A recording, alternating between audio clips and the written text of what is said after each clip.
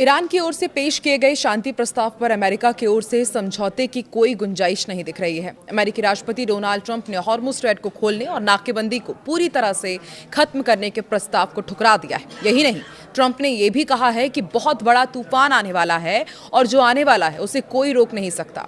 तो क्या ऐसे में अब ईरान और अमेरिका के बीच कुछ खतरनाक होने जा रहा है और इस तूफान के आखिर मायने हैं क्या? आइए समझते हैं इस वीडियो में। नमस्कार, मैं हूं आकांक्षा और आप देख रहे हैं न्यूज़ 18 का डिजिटल प्लेटफॉर्म। अमेरिकी राष्ट्रपति डोनाल्ड ट्रंप ने आज सोशल मीडिया पर एक तस्वीर शेयर की।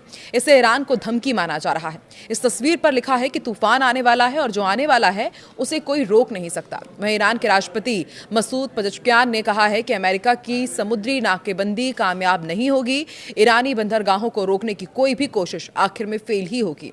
उन्होंने नेशनल पर्शियन गल्फ डे के मौके पर कहा कि इस तरह की नाकाबंदी अंतर्राष्ट्रीय कानून के खिलाफ है और इससे दुनिया की शांति पर भी असर पड़ता है।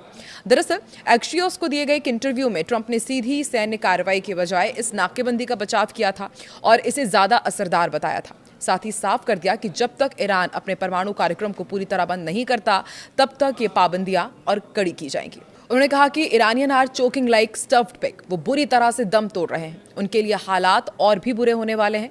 वो परमाणु हथियार नहीं रख सकते। ट्रंप ने दावा किया कि ईरान इस समय भारी दबाव में है और बातचीत करने के लिए काफी उत्सुक है।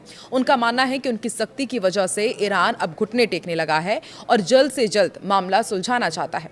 वो फिलहाल पाबंदियां हटाने के पक्ष में नहीं है क्योंकि उनका टारगेट ईरान को परमाणु शक्ति बनने से रोकना है। अमेरिकी राष्ट्रपति डोनाल्ड ट्रंप के मुताबिक नाकेबंदी अमेरिका के लिए एक मजबूत हथियार है जिसका इस्तेमाल वो ईरान से अपनी शर्तों को मनवाने के लिए कर रहे हैं। उन्होंने ये भी कहा कि ईरान समझौता करना चाहता है लेकिन वो ये नहीं चाहते कि वो नाकेबंदी जारी रखें, लेकिन वो नाकेबंदी हटाना भी नहीं चाहते।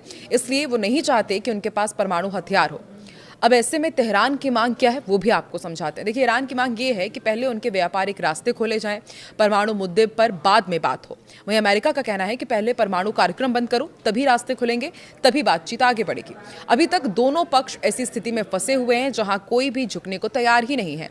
ईरान का जोर इस बात पर है कि पहले जहाजों की आवाजाही पर लगी पाबंदियों को हटाया जाए, जबकि परमाणु कार्यक्रम से जुड़ी बातचीत को बाद के लिए टाल दिया जाए। तो वहीं दूसरी तरफ अमेरिका इस शर्त को मानने के लिए तैयार नहीं दिख रहा है।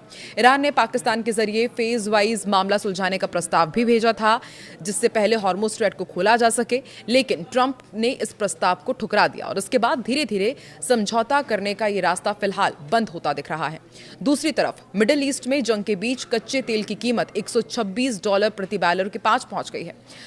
रिपोर्ट्स के मुताबिक ब्रेंट क्रूड करीब $126.31 प्रति बैरल तक चला गया है, जो मार्च 2022 के बाद का सबसे ऊंचा स्तर है।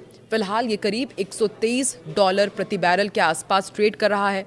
अमेरिका और ईरान के बीच चल रहे तनाव को लेकर एक एक्सपर्ट का भी बयान सामने आया है और उन्होंने ये साफ कर दिया है कि ईरान इतनी जल्दी हार नहीं मानेगा। दोहा इंस्टीट्यूट के प्रोफेसर हैं मोहम्मद अल-मासरी। उनके मुताबिक ईरान कम से कम 2 से 3 महीने तक अमेरिका के दबाव को झेल सकता है और हो सकता है कि इससे ज्यादा समय तक ईरान टिक जाए। उन्होंने कहा कि ट्रंप को लगता है कि दबाव डालकर वो ईरान को जल्दी झुका लेंगे, लेकिन ये सोच पूरी तरह से सही नहीं है। अल-मासरी का यह भी कहना है कि ईरान खुद को मजबूत मान रहा है और वो लंबे समय तक इस स्थिति को झेलने की तैयारी में है। उन्होंने ये भी दावा किया कि असली सवाल ये नहीं कि ईरान कब तक टिकेगा, बल्कि ये है कि अमेरिका कितनी देर तक इतना खर्च और नुकसान सह सकता है। अगर ये स्थिति 2 से 3 महीने और चलती है तो इसका बुरा असर अमेरिका और पूरी दुनिया की अर्थव्यवस्था पर भी पड़ सकता है। ईरान इस लड़ाई को अपने अस्तित्व की लड़ाई मानता है, इसलिए वो नुकसान सहकर भी पीछे हटने को तैयार नहीं है। अमेरिका और ईरान के बीच चल रहा तनाव अब ऐसे हालात में पहुंच गया है जहां न तो पूरी तरह युद्ध हो रहा है और ना ही कोई समझौता हो रहा है। इसे आसान भाषा में फ्रोजन कॉन्फ्लिक्ट यानी कि रुकी हुई लड़ाई कहा जा सकता है।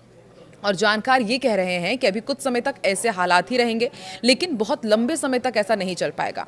ईरान अपने बंदरगाह लंबे समय तक बंद नहीं रख सकता क्योंकि इससे उसकी अर्थव्यवस्था पर बुरा असर पड़ रहा है। वहीं अमेरिका भी लगातार इतनी बड़ी नाकाबंदी करना ज्यादा समय तक जारी नहीं रख सकता। इसका मतलब ये है कि फिलहाल हालात ना युद्ध ना शांति जैसे बने रह सकते हैं, लेकिन महीनों या सालों तक ऐसा चलना मुश्किल है। आपको क्या लगता है अब आगे इस जंग में क्या होने वाला है? कमेंट सेक्शन में जरूर बताएं।